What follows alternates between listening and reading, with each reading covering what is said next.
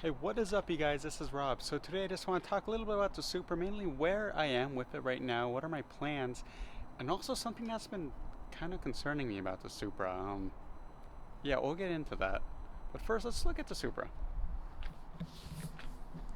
So you've probably been here, to see everything I've done with it. I have already spaced out the wheels. Looks great. I have the tinted windows. I tinted out the markers. And then I was also able to do, a whole bunch of other small little things to it. The carbon fiber vents, which of course look just amazing. And then of course paint protection film on the front. I do have to get that touched up. As you can see, it didn't quite turn out right, so they will have to redo it again. Looks a little bit gross there. When I wash the car tomorrow, I'm going to try to wash out all that sediment in there. But here's the problem. I want to modify it more, but there's a bit of an issue with the car. And what is that issue? Well, let's pop this.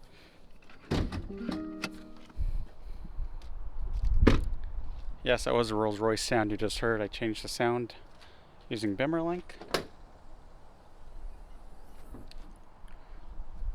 It's the motor, guys. This motor might be giving me some problems in the future. As you know, this is the 𝗣𝗿𝗫𝗍. The 2021 is a bit different than the 2020. So it's about 380 horsepower versus the 330 from the 2020. This is the motor in the Z4M and the BMW 340M. And they haven't had this issue, but let's go ahead and let's go into the car. Let's talk about something that's been concerning me and what might have to be done about it. All right, you guys, so you wanted to know what was my issue. So here's the thing. 2021 Supra owners are having quite a few engine issues, all right, guys? So remember, like I said earlier when I had the hood popped, 2021 Supras, they do have a slightly updated motor versus the 2020. The 2021 motor, it does have a different exhaust port design as well as different pistons, and this does allow for a lower compression ratio. The 2021 Supra motor, it does have about 50 horsepower, over the 2020. This is also the same motor from the 340M and the Z4M, as I said earlier. So here's the thing. Apparently these are some very thirsty motors.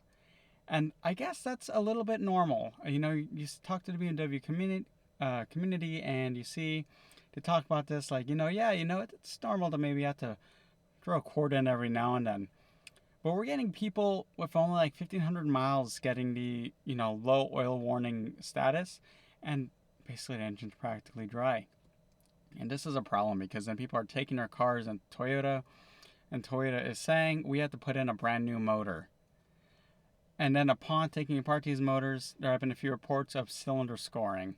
This is just a big issue that I hope Toyota does address. Because, let's face it, guys, the car is less than 5,000 miles and you already need a new motor. That's a big problem. Having a new motor put in your car, especially that early, sucks. Because you don't know if it's going to drive the same. When the car is being made on the production line, you have specialized people and machines putting in those motors into the cars versus when you have to take the car into a dealership and it's the tech having to take out the motor, put a new one. It's not going to be the same. You could have new vibrations all of a sudden happening. There's even one case where the guy only got 5 miles away from the dealership with his replaced motor and he had to bring it back in because basically the car went into limp mode and said there's an issue with the drivetrain, guys. This is a real issue, all right? We're seeing numerous 2021 Supras having this issue, quite a few A91 editions also. So I hope Toyota is able to figure out what it is. Hopefully it is just a bad engine batch, and that, of course they can track down what cars have what engines and then do a recall. So I do hope Toyota can do a recall or at least put out some sort of extended warranty on the motors in case this issue gets a little too excessive. This was an issue I had seen before in, like for example, my 2006 350Z, where Nissan was replacing your motor if it was drinking too much oil in between intervals. So I do hope that Toyota can address this because this is a very disappointing issue. I love my car, but if I need a new motor in less than a couple thousand miles, by the way, I'm only about 500 miles, I'm not going to be a very happy guy. Especially if it does introduce some new issues and new headaches. And who knows how much longer I'll stay with the Supra. But in the meantime, no, everything's going great. Let's hope it stays great. Let's talk a little bit about the Supra, what I want to, upgrade on it. So first off, I do have a maxed in lip coming in. Very excited. A V2 lip. I want to customize it a little bit, seeing how I want to customize it before I put it on the car. That should look great. It's going to really help, accentuate the bottom. And I am just super stoked on that.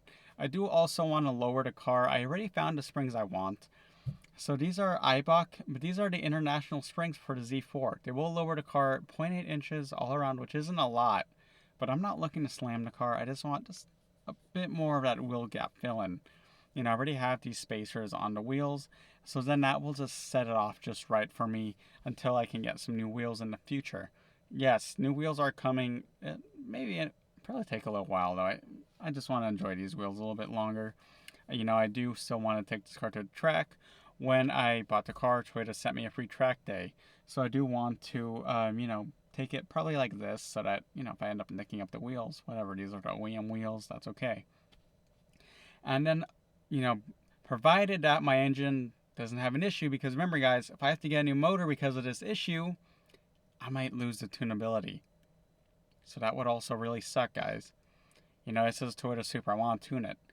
But we'll see. In the meantime though, before I tune it, I will probably just be drawing in, a JB tuner, and then, an intake and exhaust. I am trying to listen to an HKS exhaust in person before I pull the trigger.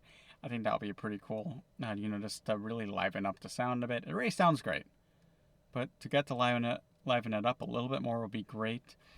The intake, I think I know what intake I want, but I don't know if I want to put in just yet. It is recommended to get your oil changed after about 1,200 miles, just to make sure that the motor is good, aren't too many shards and whatever in the oil.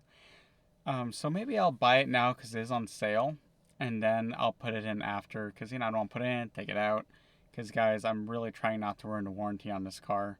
I need this motor warranty to stay sane, because if I do have some issues, I want that to get fixed up by Toyota. So yeah, those are my main updates right now on the car. It's really just been this whole engine business that's been kind of occupying my mind with this car. It would just really suck to have this happening. I really like the car, and I don't want to get rid of it. But I also make sure not to get too attached to the car in case things like this happen. I'm pretty sure I know 2 A91 edition owners locally who have already had this issue and are currently getting a new motor put in. So for now, we will just cross our fingers. Bit of a shorter video today, guys. Just want to give you guys this quick little update. And with that said, this is Rob, and have a good one.